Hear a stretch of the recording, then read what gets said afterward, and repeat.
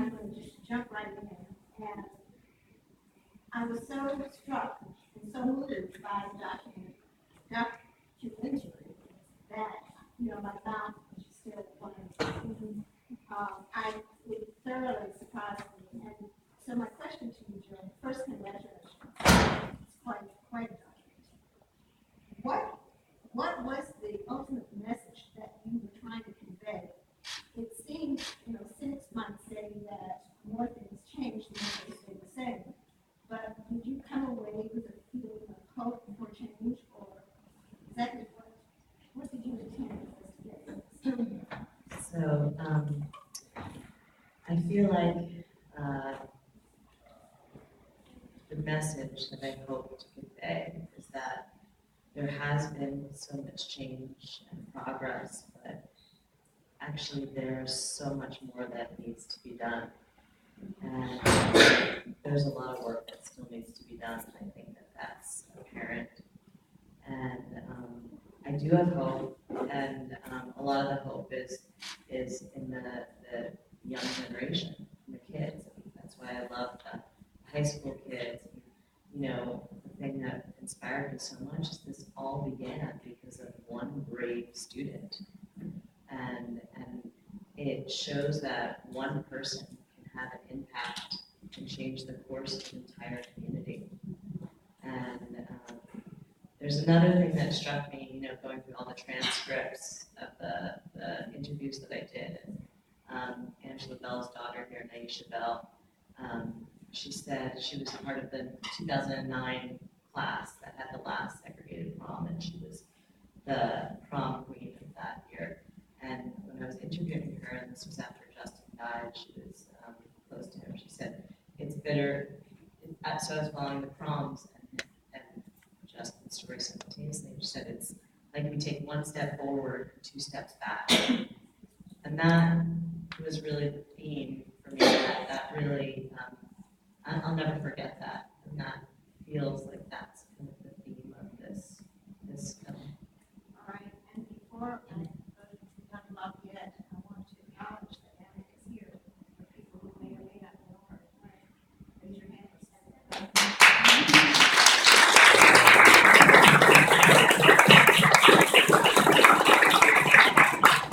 And also acknowledge the parents, the family of Justin. Would you all please stand?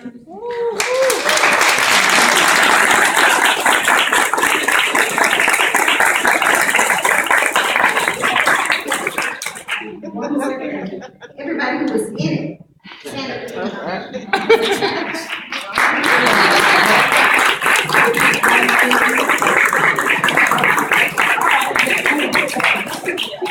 Now, I want to turn to Dr. Lafayette to talk about your impressions and what struck you about it as it relates to your own personal experience as an organizer, person who spoke up. What you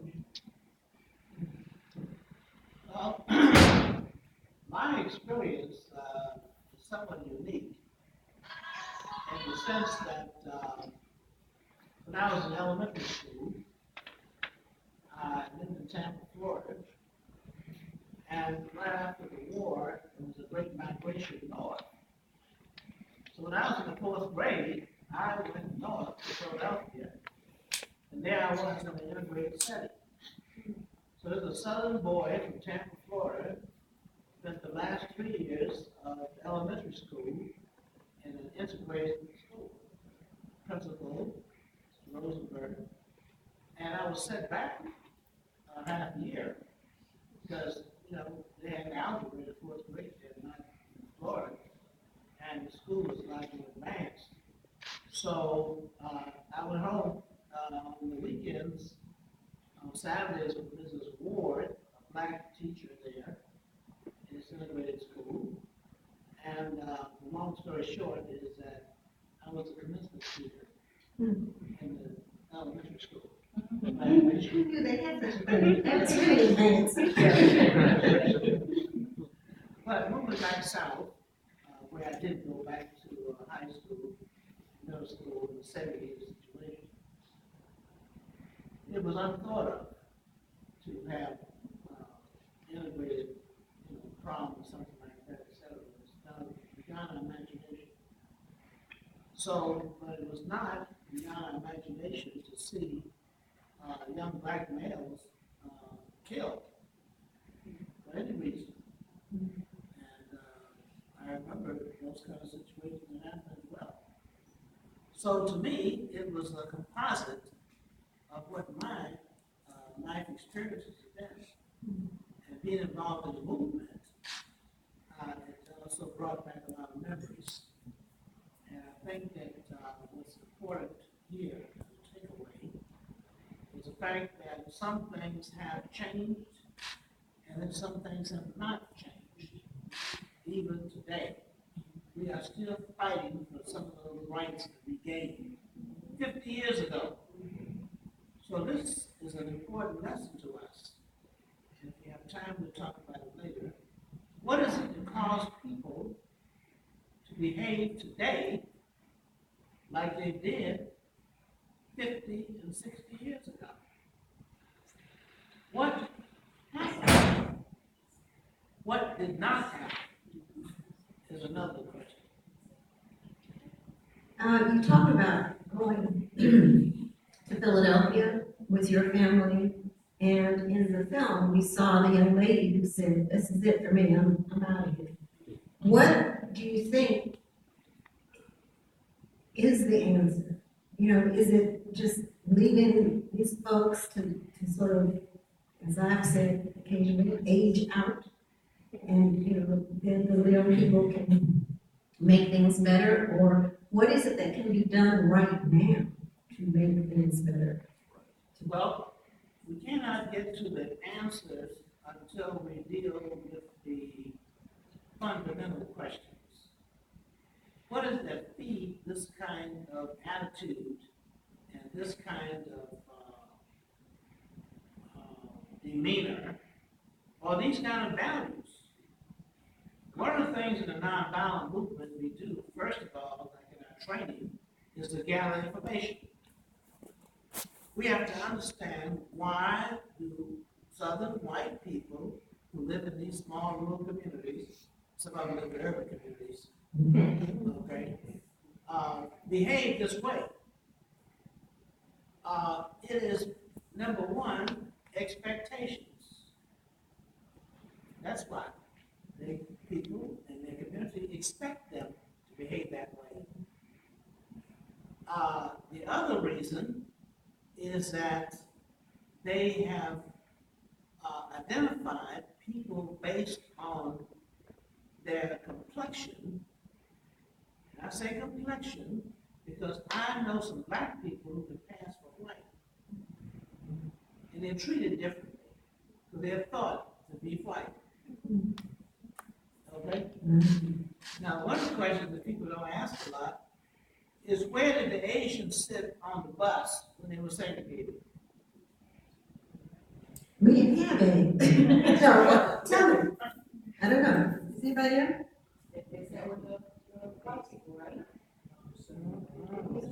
Have you ever seen them sitting in the white bus?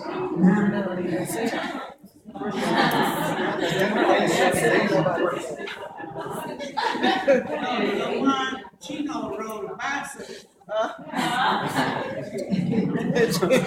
They didn't ride with us. No. White sat in the front, black sat in the back. Now guess what? The law said that whites had to sit in front. It was against the law for white people to sit in the back. Yeah, so white folks weren't free. How many times have you seen those little white boys go run to try to get in the back of the bus? And the parents jerk them by the arm, pull them back up front. That long back seat in the back, that was reserved for black folks. When we used to travel from one state to another, we used to run to the back of our couch. Magic man's couch. You know? Yeah. So whites were not permitted to do that. Therefore, people have to understand that the laws that prohibited black people from using certain facilities also prohibited white people from using certain facilities. And so the reason why, to answer your question, is because there's something that's called the third generation syndrome. Now remember during Reconstruction, black folks were not only registered to vote, they were elected to office. Okay? Black folks were elected to office. Right? Yeah, during Reconstruction. So the real question is, what happened to that change? That's what changed. Slavery was over, and black folks were in office. The lieutenant governor of Louisiana was black, okay? In Mississippi, Representative Lynch was in the Congress. He was black. Okay? North Carolina? Yeah. South Carolina? Uh-huh. So what happened? That's what changed. Federal government left. You see my point? Yes. And so the question is, how did that happen? Well, I said, third generation syndrome. First generation, people come over to another country, they bring their hairstyles, they bring their clothing, they bring their menus, their food, their religion, and their values, the way they treat the children, all that kind of thing. The second generation is that generation that assimilates. They just want to be like everybody else. Okay? Like the Asians, they wear bow ties and white shirts and white pants. Okay? All right? They don't assimilate like everybody else. All right? Okay? Now, the third generation is that generation, all right? I call it the Alice Haley generation. Roots. That's when, if you saw me during the 1960s, earlies, I had a huge afro. You probably wouldn't recognize me. I did Okay. too. You did. Okay. All right. Yeah. So I got a whole suitcase full of dashikis. Okay. All right. So that third generation keeps going and going. My grandchildren, I can't pronounce some of their names.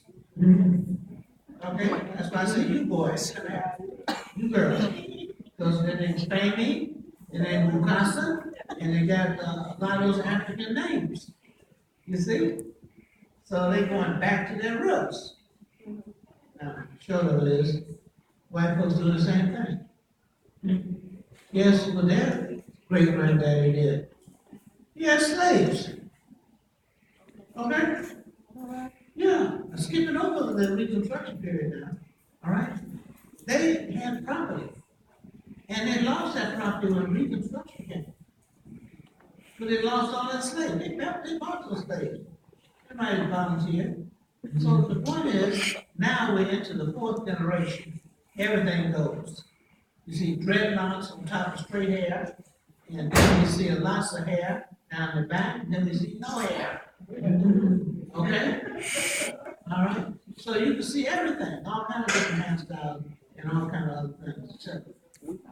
So that's why these young folks today, they're recruiting in Montgomery, Alabama, in high school, Ku Klux Klan.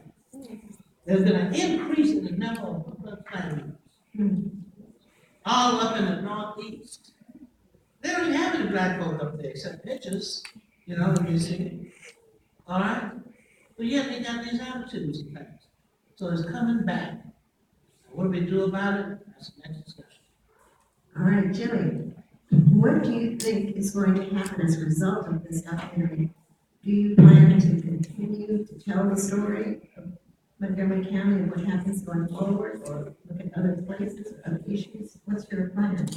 Well, I think it's really important for this film to be shown to students in schools, and I hope that the film is used as a teaching tool for young people to watch and think about and question.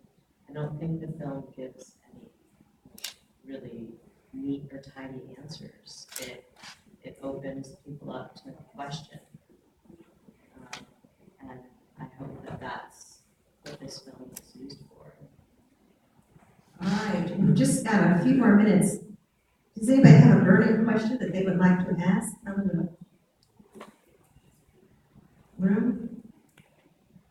All right, well, I have one more question. Would you all comment about, do you see a new movement happening or continuation of a civil rights movement happening? I'm thinking now of the group that's been organized, Black Lives Matter, in response to the seemingly endless litany of killings of unarmed Black men and the increased imprisonment of Black male population. What do you think is going to happen? Unless the answer. I certainly don't have the experience that you have, but it seems, when I was making this, no one had heard of Justin's death outside of the community. And it was a year and a half past, and I was so frustrated that I basically was knocking down the door of the New York Times, the Atlanta bureau, and finally a journalist came and was there for the sentencing. But, it's just a crazy time, and I don't know, we're seeing it every single day, and there is a big movement, and I think that that's progress with Black Lives Matter. There's a lot of, the consciousness of being, is changing, and I don't know if that's because people are getting caught because of camera phones, and they can't get away with it anymore. I'd like to think that that's not the reason, but whatever it is, there is more awareness, and I hope that it continues to go in that direction. Yes, and I also want to say to the family, just that you never know what it's like unless it happens to you. You can see it on television, you can read it in the newspaper, but a deep feeling of that loss, okay? Now, I know people lose family members all the time, but to have a life taken away, okay? And not someone who's committing a crime, that's what I'm talking about, all right? But just the attitude that people have that you're worthless. The reason why people take folks' lives away is because they don't feel that people are worth anything. The question is, how do we get people to overcome that kind of negative attitude and how they see others because of their color? Now, there's no question about it, by the way. The court can go and have all kinds of discussions about whether it has racial tones, okay? All right? And if you don't think it has a racial tone, it means you're sound deaf. Okay? You can't hear. All right? So my point is that what we've done now is start raising that issue. This is a new movement of these young people. I just left. I've been to Ferguson, all right, and places like that. Yeah, I grew up in I didn't grow up in St. Louis. My children did. Okay, in St. Louis. I had a suit and tie on because I was faculty member there at Lindenwood College, St. Louis. And I was driving down the street in St. Louis, and two police cars pulled over, and they stopped this young fellow who was running. I could see it, I was going up to it. And I pulled right behind the police car and got out, because they had him hemmed up. And I walked over and said, "Officers, what's the problem?" And they turned around and looked at me, and I said, "Oh, no, he's on the track team at the high school, that's why he was running. He runs every morning." I said, "You can go." I told him where to go.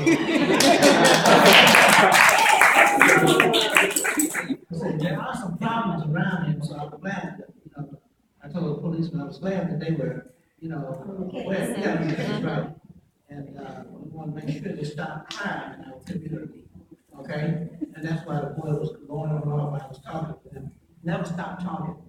That's all right, okay? So my point is, the theory behind it is this: unusual but genuine behavior has the potential to arrest the conscience of people. It was genuine, but it was unusual. Some black man to come up to the police and tell the suspect he believed. That's kind of unusual. But it takes a lot of courage to do that. And we want to make sure, okay, that we have to protect our young folks.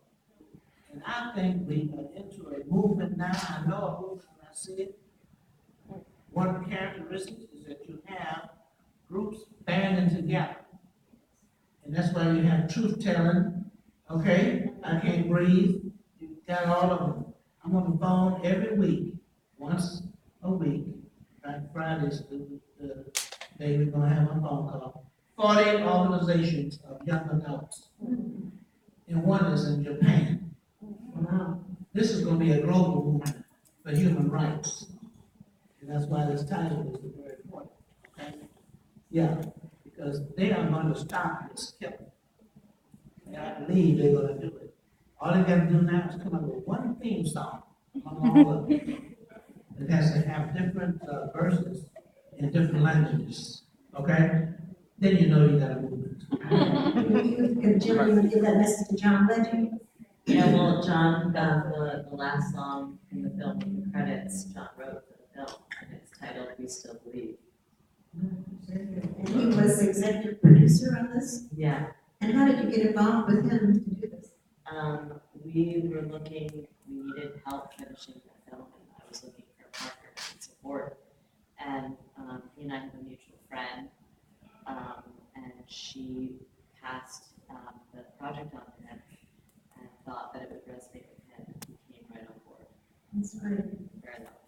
All right, I think we're run out of time, and it's really, let's show our appreciation for you.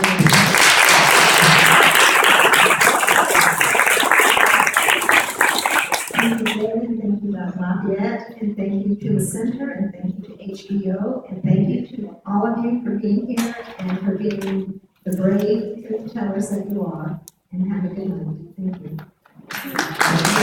you.